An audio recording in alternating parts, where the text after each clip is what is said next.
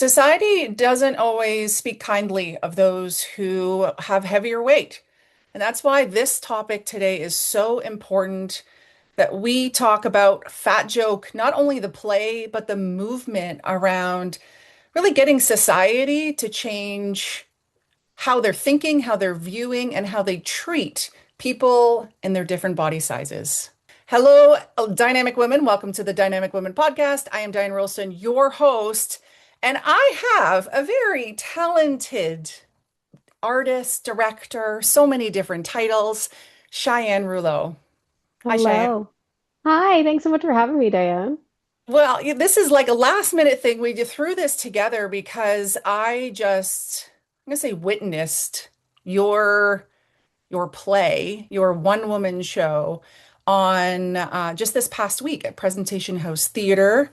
And the thing that pulled me in, and for our YouTube viewers, you get to see the image. For those of you on the podcast, you might want to head over to YouTube and check that out, or at least click the link through and see Cheyenne's play.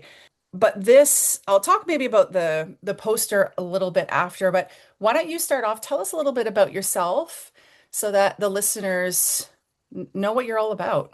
Yeah, my name's Cheyenne. I'm an artist, I'm an actor, a comedian, producer, director, kind of in jack of all trades from Vancouver, BC. I'm now living in Calgary, but I primarily went to school to be an actor, and I do that a lot still. And I am the creator and writer and solo performer of Fat Joke.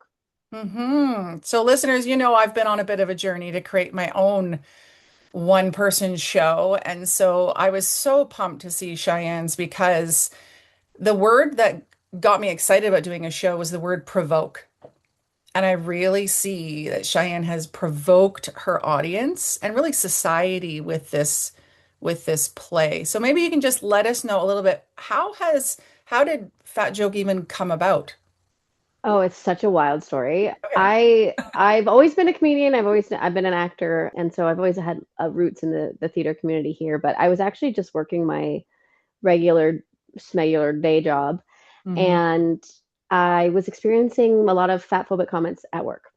And it was not always directed towards me, but it was in the zeitgeist. It was there. It was very present, and I was getting fed up with it. And I had just become part of this team called the Heavy Hitters, this softball team that talks a lot about, educated me a lot about fat acceptance and sort of fat Yeah. bias. And so I went to HR about the comments, and our amazing HR director was like, well, we're heading into Christmas break. When we come back from Christmas break, I'm doing this initiative where everyone's going to give a 10-minute TED talk about whatever topic they want, like anything in the world, just whatever you're interested in, just to get us back in a zone for work. So, someone did one on slugs, and it was fascinating. Someone did one on the chemistry of alcohol, and it was really interesting.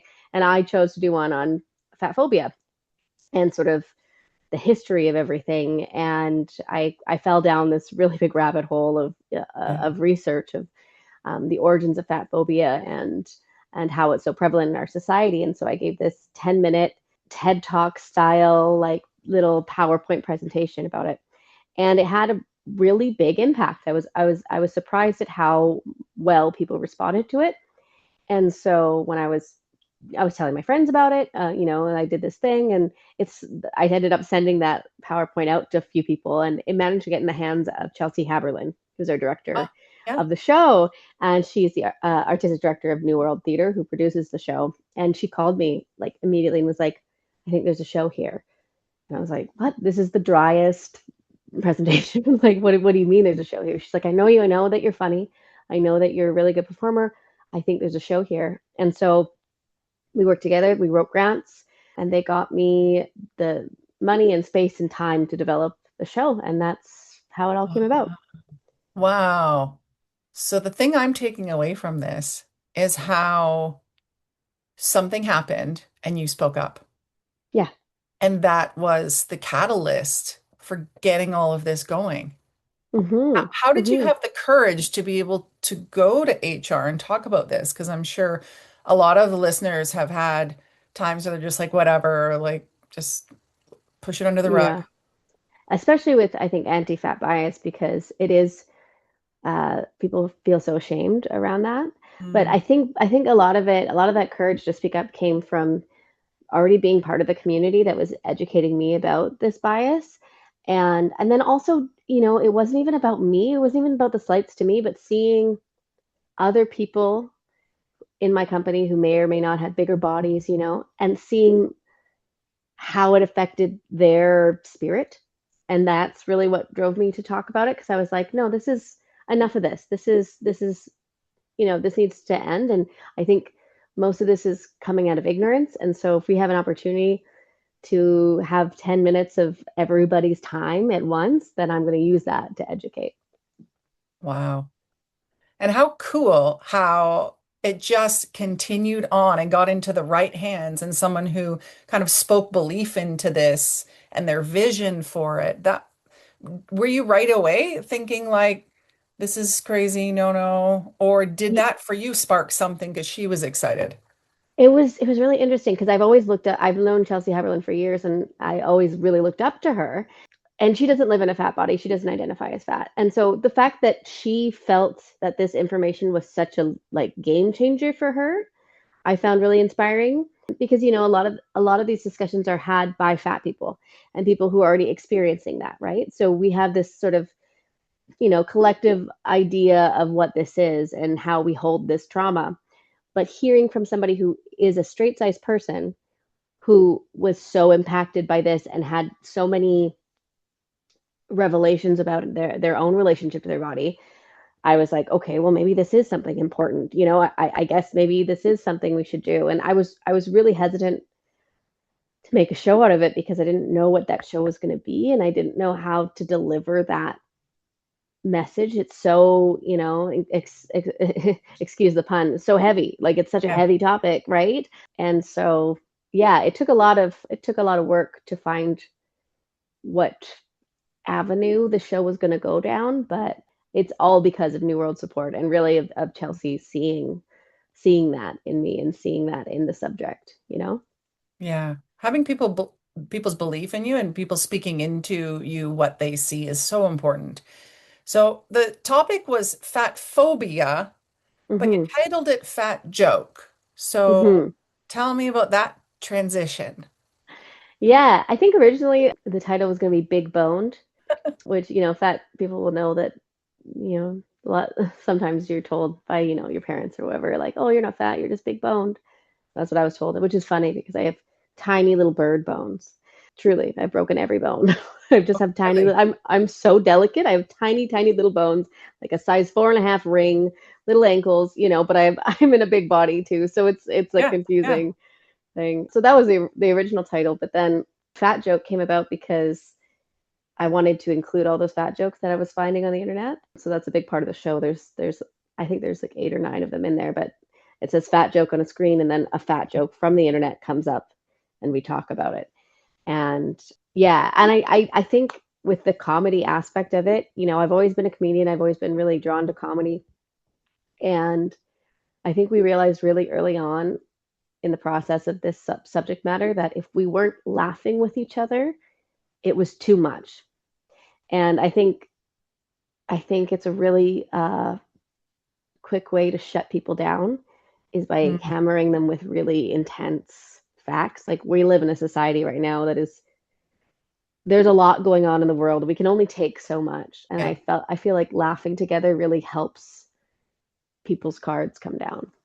yeah, yeah. And you did so well to balance the history and the facts with the more, I guess, intellectual facts with then the funny facts that come Hmm. up and your stories, and you really just had them all flow together so nicely. And the first night I had asked you a question about kind of a serious topic you brought up. I'm not going to ruin it for those of you who are going to see it, and I hope you go see it. We will make sure that the whole tour dates and shows and everything and the links so you can get your tickets will be in the show notes. But I asked you about a heavy topic because you were able to bring that out, but then bam, go into one of the fat jokes and make a pun. So you had all of these different pieces going. what made it important for you to bring in some of those personal, more kind of heavy stories that you have? Thank you for that. That's so kind. I think it's important to be able to relate to somebody on a personal level that you see on stage. And I think some of the best comedy is when you can see that person just being honest, right? I think the best comedy is always honest. I can always sniff out when somebody's not being authentic. And I really wanted to bring myself to this because again, I mean I say it a lot in the show, like I'm not trying to represent all fat people, right? I'm only trying to tell you about my experience and sort Mm, of the overarching like how that relates into our society and the world and fat phobia in general. But I'm not trying to make this about me, and I'm not trying to say this is all fat people have all of these things in common. I can only tell you about my own experiences. And I think being able to relate to a person and see that they're being honest and vulnerable does give people an in for a subject that a lot of people are so uncomfortable with. Like we were just yeah. hyper aware the whole time we were making this show of how uncomfortable people were going to be with this topic, right? Yeah. At one point you showed something and you said, "How would you describe this?" And I was like, curvy, curvy." Hmm. And Hmm. even when I've gained weight recently and I've talked about it as, I've put on a bit of weight and I'm more curvy now and more to love, and but still it is like there is that, like, how do people think and are they saying things? And the way you brought it out made us take a look at how we think of things, how we talk about things, and also just the wrongs in how society has been set up. Yeah. And so I can't, like, it's like I can relate somehow. And I also was like, oh, shoot, was I the one in high school not picking the, and I'm trying to use your body neutrality words because a lot of times the kids were what, mid-sized? Is that what a Yeah. Yeah. Mid fat. mid-fat? Yeah, mid-fat. I know I was like, where am I on this? On this, Yeah. the words that you're using. So maybe you can share a little bit more about body neutrality, and Hmm. because that is something that people probably don't hear a lot about. Yeah, I talk about body neutrality in the show because I think that when people hear discussions around fatness, your brain probably goes immediately to body positivity, which is that idea that like we got to celebrate every body, which is great. We love that. We love to celebrate every body. But body neutrality is a concept where we don't put any sauce on any of it, right? We don't put any moral judgment Mm, on a body. So there are thin bodies, there are average size bodies, there are mid-sized bodies, there are fat bodies, there are small fat bodies, there are large fat yeah, bodies. There's a spectrum, there's a scale, and it's treating the word like the words that we use to describe our body as completely neutral. So fat is not an insult; it's a descriptor. The yes, same way thin is a descriptor, the same way tall is a descriptor, short. It's simply a descriptor. And body neutrality helps to provide some terms and labels and real tangible language to things that we have been taught to be ashamed about or to yeah, have some kind of moral judgment about. yeah, yeah. Well, the I'll go back to the poster. This is the poster version that I saw.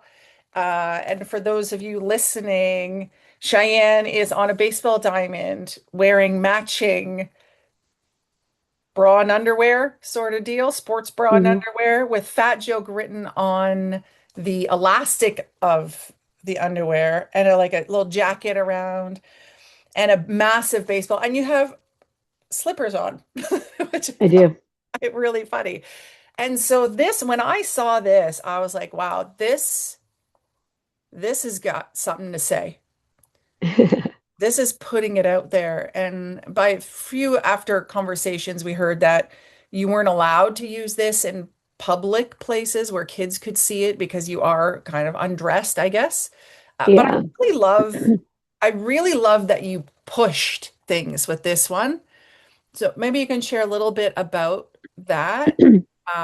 because I know a lot of people out there, maybe they have great ideas, but they don't go forward with them. Right. So I think with okay, first of all, making a poster for the show was so hard because it's called Fat Joke, which is already, a pretty confronting title. Yeah. And it's just me, right? So it's hard to find an image that relates to these things that's not putting a positive or negative on fatness or, you know, giving too much away about the show. It's Yeah. also a very hard show to describe. It's very multimedia. Yes, it is.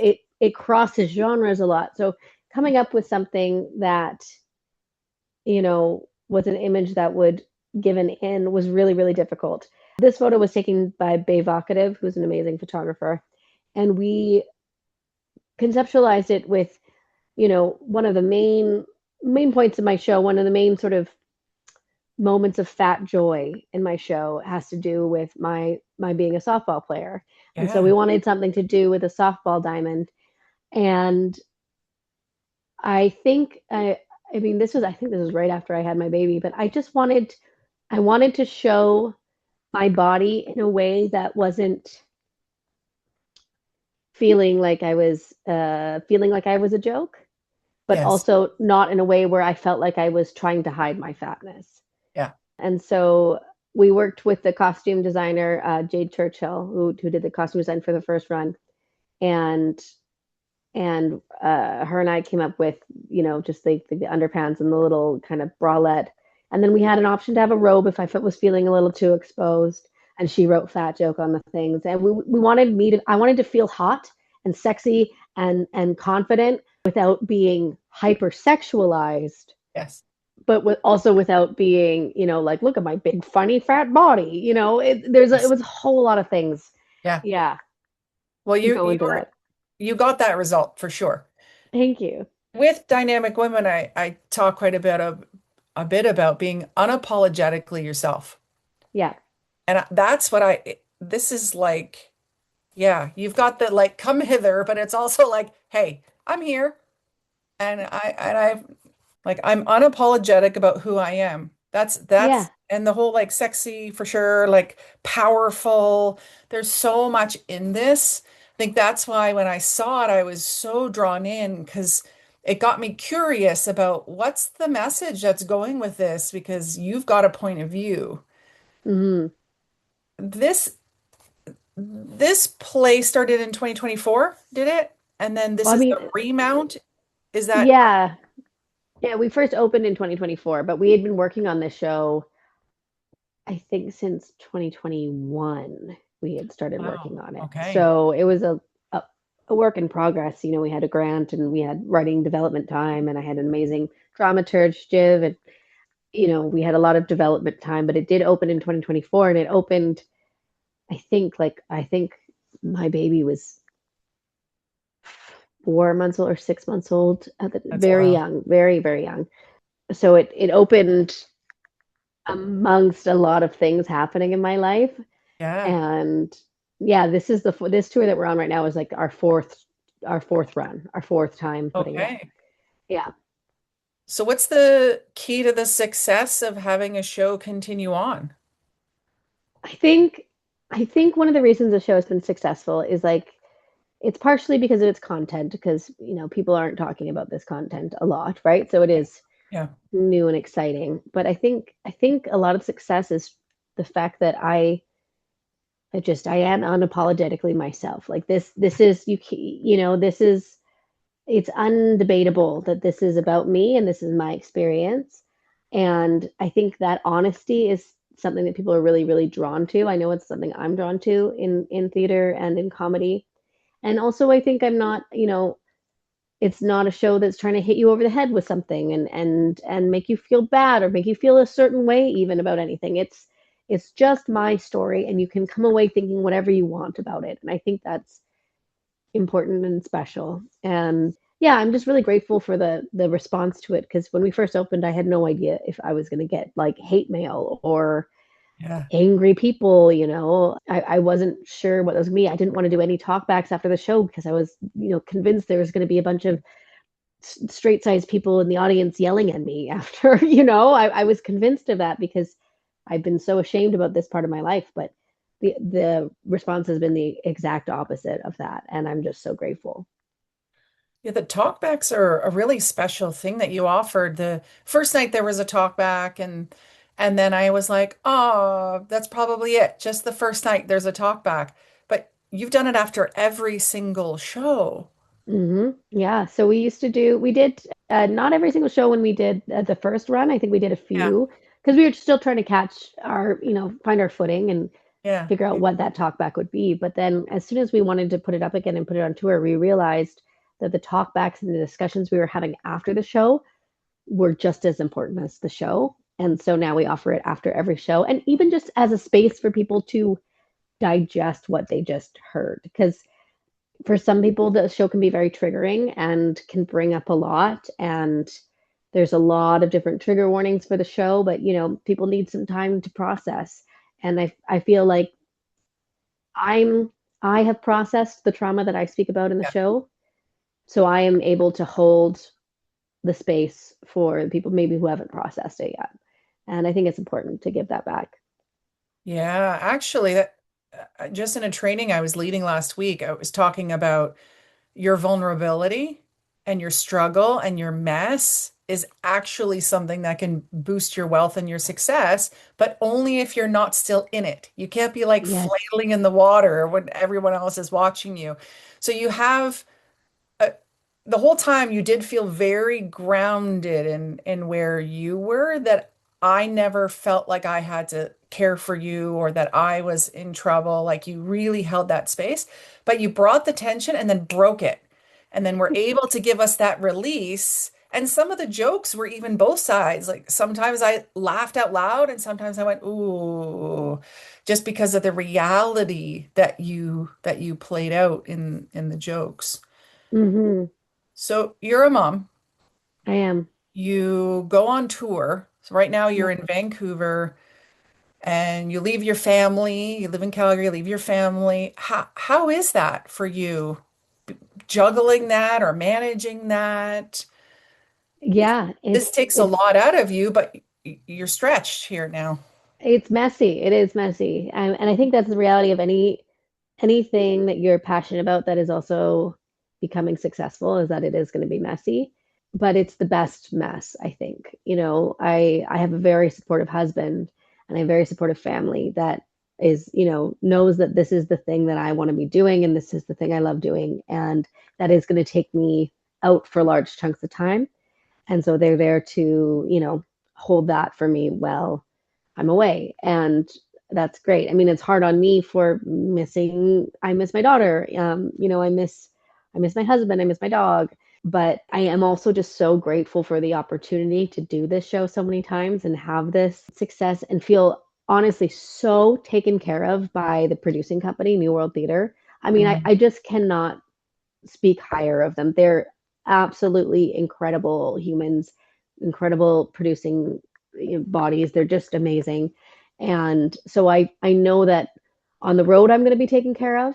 And I know that at home that is being taken care of. And I understand that that's a huge privilege and not everybody has that.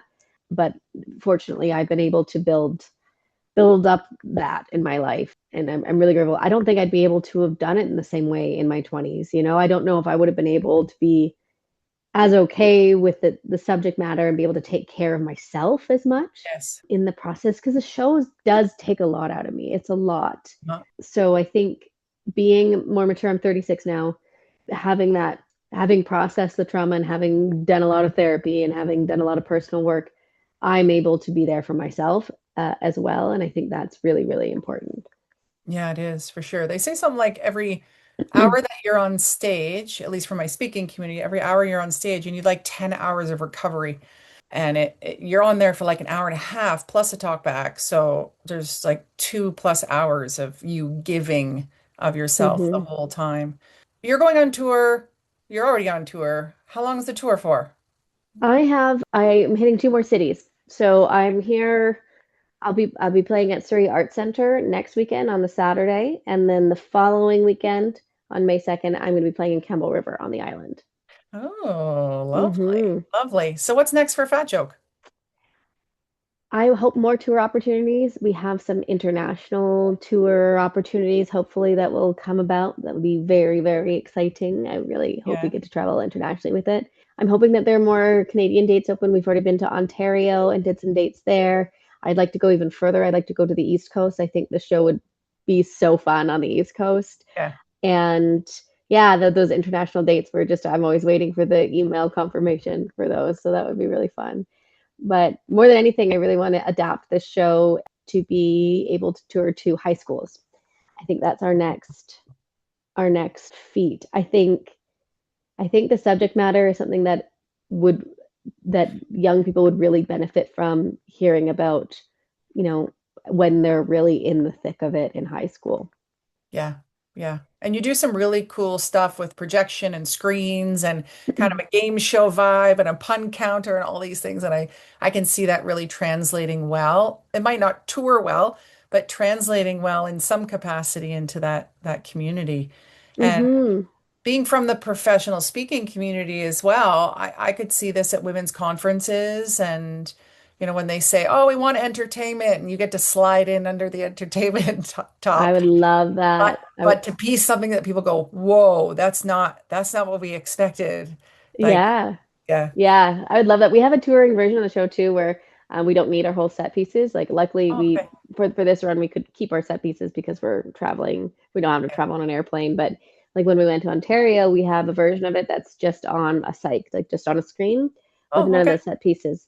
So Yeah. we are able to Oh, tour that's it great. a lot easier. And we have our own projector and everything. And like I said, New World just takes such good care of us and the show that we're really prepared for whatever comes next. Yeah. Awesome. And let us know, what are some other shows that you've written? Because this isn't the only one. Yeah, I the other big show that I wrote was called The After Party. I wrote that with my best friend Katie Hoffman, and we toured that show. We did fringes. We were pick of the fringe. We won a bunch of awards for that show, and it was kind of in a similar vein of Fat Joke in the sense that it was a comedy and it was a little bit absurd, but it was about two best friends who are losers in their school and they're in a park and they're waiting for the after party of the after party they just went to because they want another opportunity because they screwed up. And it was really wild, really drunk and debaucherous and fun. And we got to tour that show and perform in different cities for that show, so that was an absolute riot. And then my latest show that also opened in 2024, so big year for me, Oh, was okay. called Sunrise Betties. And that was totally different than this. It was a historical fiction based on the real life gang violence and gang culture in Vancouver in the 1970s. Wow. So I spent 6 years developing that show with It's a Zoo, and It's a Zoo Productions, another fabulous theater company. And yeah, we got to open that last year or in 2024, and it was great. It was so fun. Lots of women on stage, really violent, really rough, but also funny and dark. And I got to consult with real gang members and the leader of the gang unit from the VPD, and we did our research, and created something really special. Wow. Amazing. Yeah, And what's next for you? You're going back to school, I hear. So I tell us know. about that. I'm just such a glutton for punishment, I think. I have one of those brains, those creative brains that I like to try different things. I've been to makeup school as a professional makeup effects artist. I've done theater school, I've done a lot of things, but I really want to take all the things that I've learned, all the experiences I've had, and put them into something that feels just really positive and just really correct for me, and that's going back to school to be a high school teacher. Wow. So I want to be, that fun, queer visual arts theater teacher in high schools. So I'm going back to school for that. Yeah. And change that world from the inside out. Exactly. Yeah. Yeah. Yeah, it's important.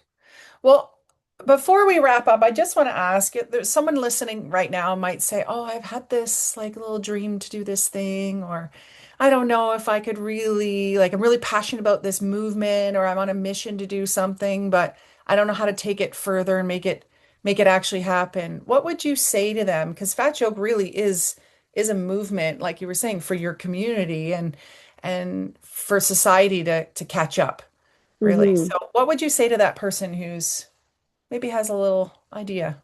If there's an idea that you have, if there's something in your brain that is just constantly scratching at you, then you got to do it. Like that's your subconscious is telling you that that's something that needs to be done. And even if nothing comes of it, you're going the only regret you would have is not trying it.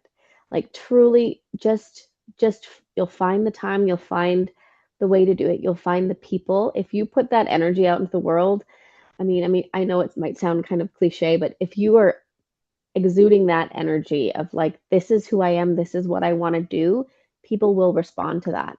Because if it's genuine to you, if it's honest and it means something to you, you're going to be so surprised at how many people are going to feel the same way about that. So just you have to put yourself out there. And the worst thing that can happen is that it you do the thing and nothing else comes of it. But you can always at least say you did the thing rather than wonder what would happen if I did it, you know? Yeah.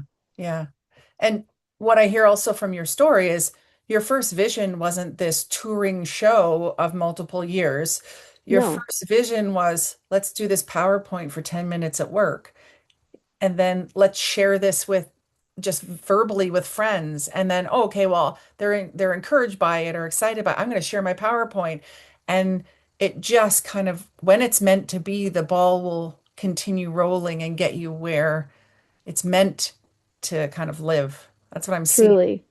Yeah, truly. That energy, there's something about that like that energy of a project that if it means something to you, it's gonna keep going. Yeah, for sure. Well, I encourage all of our listeners, go and see Fat Joke. It's fantastic. I just saw it twice within 3 days. And the first time I howled, and then I laughed again the second time around, even though I knew things were coming, but I got an even deeper experience. So, and Cheyenne, you said just in one of the talkbacks, the audience members that you're hoping to attract is like everyone, right? Everyone, truly, I don't think this show is just for fat people. I don't think this is just for straight size people. I don't think this show has an age bracket. I'm always surprised at how dynamic our audience is and how they respond. We've had 16-year-old boys who said that this changed their life, and we've had 75-year-old women who said this has changed their life. So I really do think the show is for everyone. It's maybe not for people who don't like swearing or some rough language, but the subject matter is really for everybody. Yeah. And it's part of the show. It gets your point across in what you're wanting Yeah, to do. It's yeah, not just throwing the swear words out. They're actually part of where you're going with it. So yeah, yeah, yeah. fantastic. Okay.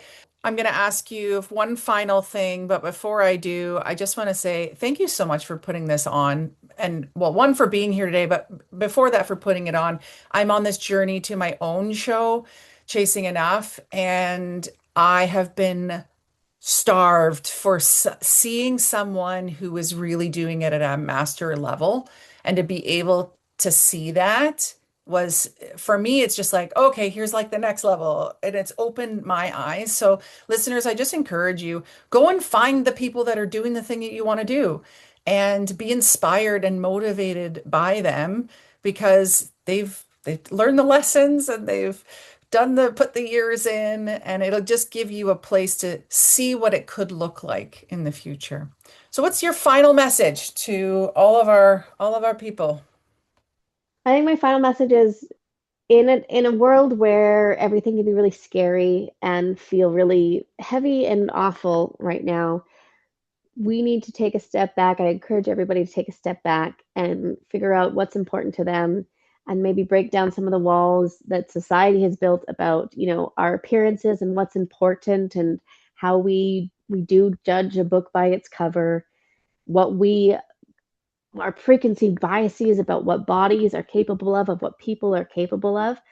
I encourage you to let that down, let that guard down, open your mind, have a good laugh, and enjoy the time you have and the body you have. Thank you for that. Thank you. Thank you for being here as well. So, listeners, make sure you check out Fat Joke. All of the links, everything you need, touring dates, all that will be in the show notes, as well as how you can follow Cheyenne on the different social platforms. So, make sure you do that. And if you haven't yet, please write us a review. And when you do, take a screenshot of it, send it to team@dianerolston.com with your mailing address so we can send you something special in the mail. Make sure you share this with a friend. Not only bring a friend to the show, but share this podcast or YouTube, whatever it is, with one of your friends and maybe even on your social channels, because this is a movement and a message that needs to get out there even more. Until next time, stay dynamic. Bye.